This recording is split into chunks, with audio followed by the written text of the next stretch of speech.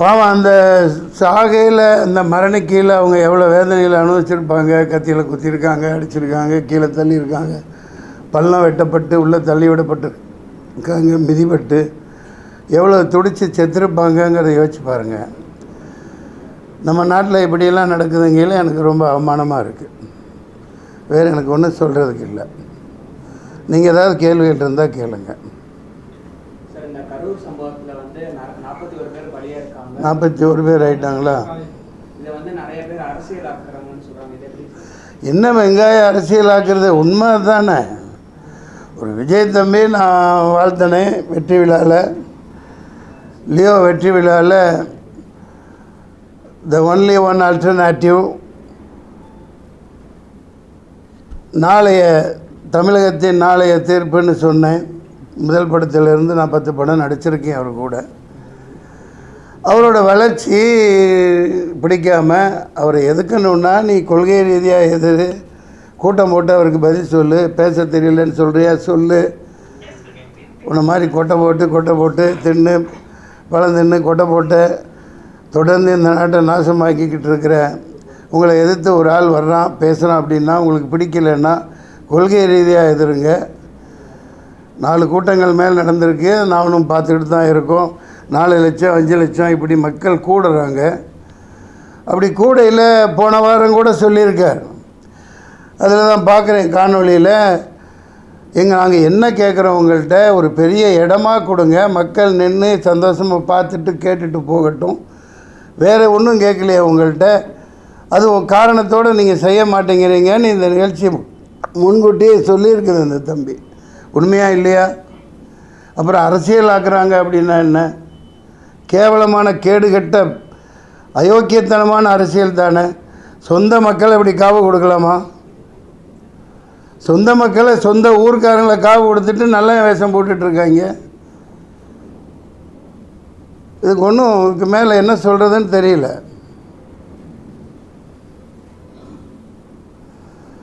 வேறு எந்த தாலிகைகள் ஐயா?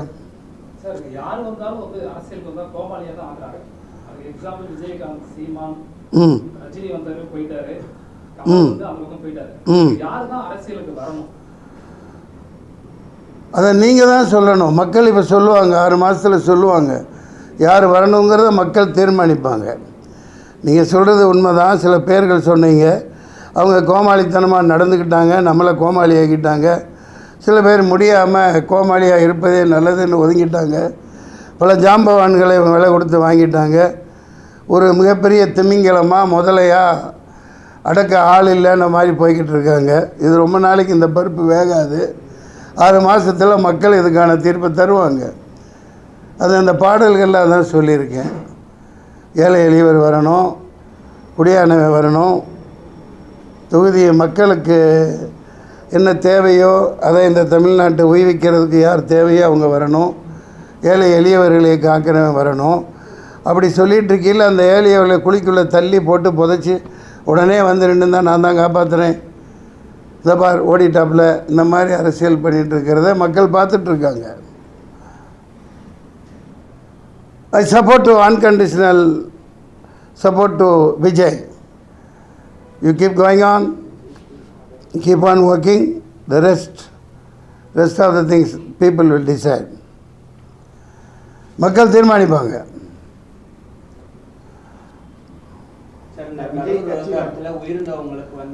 என்னையா என்ன மடத்தனமாக பேசிகிட்டு இருக்கிறீங்க? நான் வளர்த்து விடப்பட்ட தம்பி, நான் தான் இப்போ பேசிகிட்டு இருக்கேன்ல. என்ன கேட்குறீங்க? என்ன பண்ணுறது? இதில் சப்போர்ட் ஒட்டுமொத்த மக்களே சப்போர்ட் இருக்குல்ல, அப்புறம் நான் என்ன பண்ணுறது? சொல்லு தம்பி. சார், இந்த கரூர் விவகாரத்தில் 41 பேர் விழுந்திருக்காங்க. அவங்க மரணம் தொடர்பாக நீதிபதி தலைமையில் வந்து ஒரு தனி நீதிபதி தலைமையில் விசாரணை அமைச்சிருக்காங்க, அருணா ஜெயசன் தலைமையில். அதெல்லாம் ஒரு வெங்காயம் உரிக்காது. அதெல்லாம் ஒரு வெங்காயம் உரிக்கப்படாது. அதெல்லாம் ஏமாத்து வேலை, கண்கட்டு வேலை. அவனே கொலை பண்ணிவிட்டு, அவனே கொள்ளையடிச்சிட்டு, அவனே லூட்டி அடிச்சுட்டு அவனே பண்ணுவாங்க. இதான் பார்த்துட்ருக்கோம். பஹல்காம் தாக்குல என்ன நடந்துச்சு? வெளியிலேருந்து யாரும் வரல. அந்த காஷ்மீரி மக்களும் ஒன்றும் பண்ணலை. அப்பாவி ஏழை சாதாரண பிச்சைக்காரனுங்க. அடிக்கு 4 போலீஸ் நிற்கிறாங்க. புல்வாமாவில் என்ன நடந்துச்சு? சொந்த நாட்டு மக்களை காலி பண்ணி போட்டு குழிக்குள்ளே தள்ளி மண்ணள்ளி போட்டு அதில் தான் அரசியல் பண்ணிகிட்ருக்காங்க ஆள்றவங்க. நீங்களும் 4 அம்சம்னு வேடிக்கை பார்த்துட்ருக்கீங்க. அதெல்லாம் ஒரு வெங்காயம் உரிக்க முடியாது, ஒரு வெங்காயம் நடக்காது. சும்மா கண்கட்டு வைத்த கொடுக்கல. யார் கையில் போலீஸ் இருக்குது? முதல்ல பாதுகாப்பு 28 கண்டிஷன் போடுறீங்களா இல்லையாப்பா? நீங்கள் ஒரு மாநாடு நடத்த கூட்டத்துக்கு 28 கண்டிஷன் கேட்டு போடுறாங்களா இல்லையா? எந்த கட்சிக்காவது போட்டாங்களா? எந்த கட்சிக்காவது போட்டாங்களா இது வரைக்கும்? அதே மாதிரி 28,000 போலீஸ் 2,000 போலீஸ் அங்கே நிற்கணும்ல. அதே முட்டுச்சந்தில் கொடுத்துருக்கீங்க. என்ன மாதிரி ஆள் அங்கே இருந்திருந்தான்னு வைங்க, அந்த இடத்துல நான் இருந்திருந்தான் நடந்திருக்கிறதே வேறு. 99 இப்படி தான் நான் நின்று தேனியில் பயங்கர கலவரத்தை உண்டாக்குனாங்க. ஜீப்பை கவுத்து விட்டாங்க, கரும்பு காட்டுக்கு தீ வச்சுட்டாங்க. இறங்கி குதித்து ஓடி போய் ஆளுகளோட ஜீப்பை நிப்பாட்டி வச்சேன், கலெக்டர் ஜீப்பு. அடுத்து அதை அணைக்க சொல்லி சண்டை விட்டு மைக்கை பிடிச்சி ஒரு சத்தம் போட்டேன். நடக்கிறது வேறு. என்ன போலீஸ் எங்கேருந்து வந்தானு என்னன்னு தெரில, கட்டுக்குள்ளே கொண்டாந்தாங்க. கொஞ்சம் தவறி இருந்தால் அந்த விஜயத்தை ஆணையம் போட்டு குழிக்குள்ளே தள்ளி மூடி சமாப்தம் ஜனகனை பாடியிருப்பாங்க. இது அரசியலா? கேவலமாக இல்லை? அயோக்கியத்தான அரசியல் பண்ணிகிட்ருக்காங்க, ஏமாற்றிட்டுருக்கீங்க.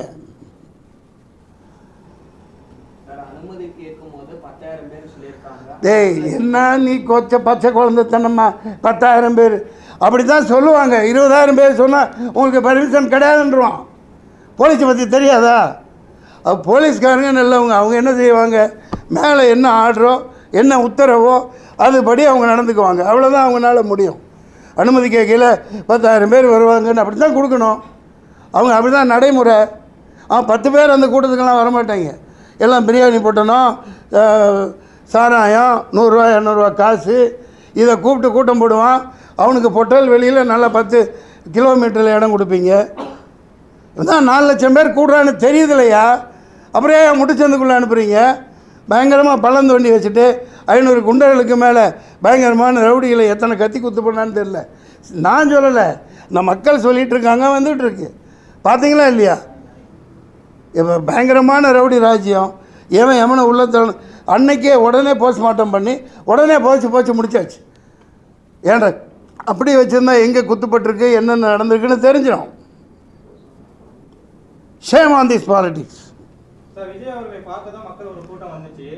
அப்புறம் என்ன என்னையும் பார்க்க வந்தது?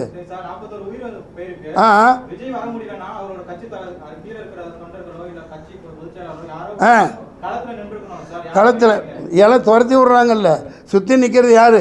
அவளை போட்டு தள்ள நிற்கல, அவங்க தானே விரட்டி விட்றாங்க. நியூஸில் சொல்கிறாங்களா இல்லையா? கிளம்புங்க நீங்கள் நிற்காதீங்க அப்படின்னு பேக் பண்ணி அனுப்பிச்சிட்டு இந்த மாதிரி சம்மந்தம் இல்லாமல் கேள்வி கேட்குறீங்களே. அவங்க புதிய கட்சி, என்ன மாதிரி ஆள் ஒன்றை மாதிரி ஆள் இருந்திருந்தால் அதுக்கு பருப்படுக்க சரியான ஆளை இறக்கியிருப்பாங்க. அந்த மாதிரி ரவுடிகள் உங்கள்கிட்ட இல்லை. அங்கேருந்து என்ன அடி வாங்க சொல்கிறீங்களா? மக்களை தீர்த்து கட்டிட்டாங்க. அவர் இப்போ ஒரு பாதுகாப்பு வளையத்தில் இருக்காப்லையா இல்லையா? அவையை நோக்கி தானே இது நடந்திருக்குது. புதுசாக ஒருத்தர் பாரு, சரி வரட்டும் பாரு, நாங்கள் பெரும் பழம்புரிங்க தானே நின்று சமாளி. இந்த மாதிரி சொந்த மக்களை ஏன் கொள்கிற? சொந்த மக்களை பக்கத்து தெருவில் வாழ்கிறவன அந்த ஊர்க்காரனை கொண்டுட்டு வேஷம் போட்டு தெரியுறியே, வெக்கமாக இல்லை உங்களுக்கு? என்ன எதிர்பார்க்காது? யார் எதிர்பார்க்கு? விஜய் எதிர்பார்த்துருக்க மாட்டாப்புல, குழந்தைத்தனமாக மக்கள் எதிர்பார்த்துருக்க மாட்டாங்க. விஜய் அண்ணா பார்க்கணும் அப்படின்னு போட்டு வந்து நிற்கிறாங்க. ஆனால் இது எதிர்பார்த்து திட்டமிட்டு சதி தீட்டப்பட்டு எல்லாம் வாட்ஸ்அப்பில் வருது. சாயந்தரம் சம்பவம் நடக்கும்னு போட்டிருக்காங்களே. குழந்தைத்தனமாக கேட்டுட்ருக்கீங்க. தண்ணி விடுப்பா.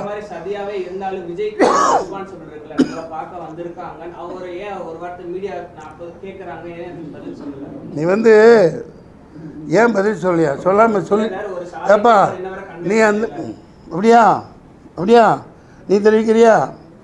சாதாரண 1-2 உயிரா 40 பேர் அவர் மேலே நிற்கிறார். அந்த இடத்துல நீ நின்றுப்பார், அப்போ தான் தெரியும் தம்பி அவ்வளோ உயரத்தில். ஏன்னா இவங்க இந்த மாதிரி கொடூரமான கும்பல்னு அவங்களுக்கு தெரிஞ்சு தான் அப்படி ஒரு வண்டியை அமைச்சு பாதுகாப்பில் போலீஸோடு நிற்கிது. அந்த எல்போட இடமில்லாத மீட்டிங்கில் நான் ஒரு பேச்சாளனாக இருந்திருக்கேன். மேலே கீழே என்ன நடந்தால் ஒன்றுமே தெரியாது. கீழே என்ன நடந்தாலும் ஒன்றும் தெரியாது.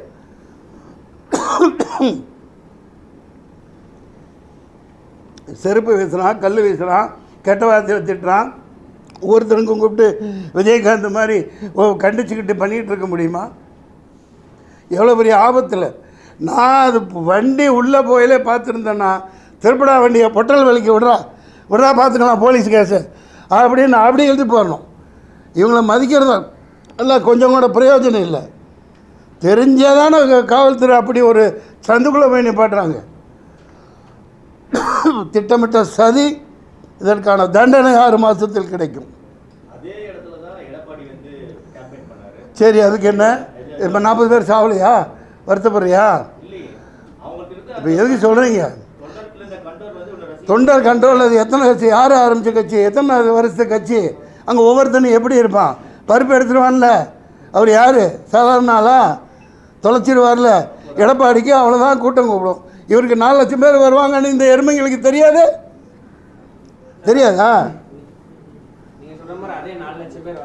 நில்லுப்பா, நீ ஏதோ எழுதி வச்சு போட்டு பிஜேபி அனுப்பிச்சிட்டு போல. யார் அனுப்பிச்சான்னு தெரியல, நீங்கள் கேளுங்கப்பா. ரத்தம் கொதிக்குது, தூக்கம் இல்லையா? மூஞ்சி பாருங்களேன். நான் ஒரு நடிகன், சாதாரண கூலிக்கு மாரடிக்கிறவன்.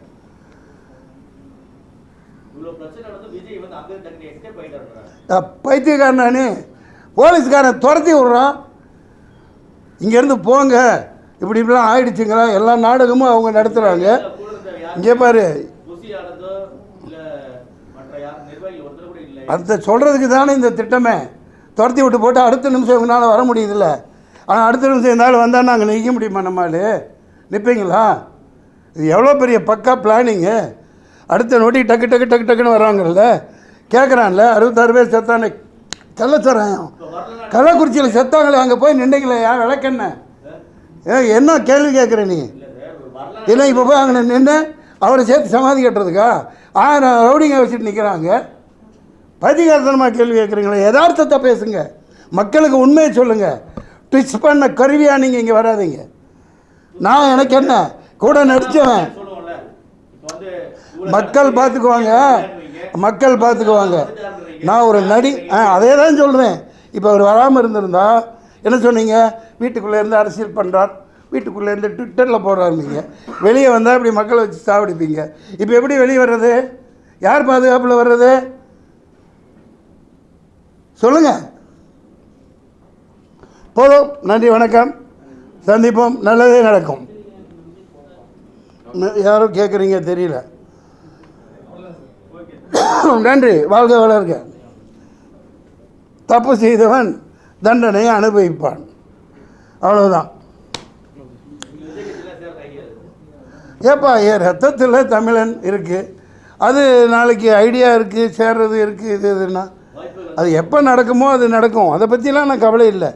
உணர்வு பூர்வமாக ஒருத்தனுக்கு இப்படி தமிழ் இனத்தை கொண்டு ஒரு சொந்த மக்களை சாகடித்து அரசியல் பண்ணுறான். அதை கண்டிக்கிறது என் தலையாய கடமை. நான் கண்டிக்கிறேன். அது நான் சொல்கிறதுக்காக ஒன்றுமே இல்லை. அது அவர் பார்த்துக்குவார். அவருக்கு இருக்கு எல்லாம். ஒரு கட்சியை நடத்திட்டு போகிறவருக்கு இருக்குது. நான் அறவரை சொல்கிற அளவுக்கெல்லாம் சத்யராஜ் மாதிரி ஆள் கிடையாது. அவர் பெரிய மனுஷன், உயர்ந்த மனுஷன். வாங்க, பாய். புரியல. பாடல்கள் நீங்கள் தான் சொல்லணும். பாடலை பற்றி நானே சொன்னால் இவர் கேட்குற மாதிரி ஆகிடும்.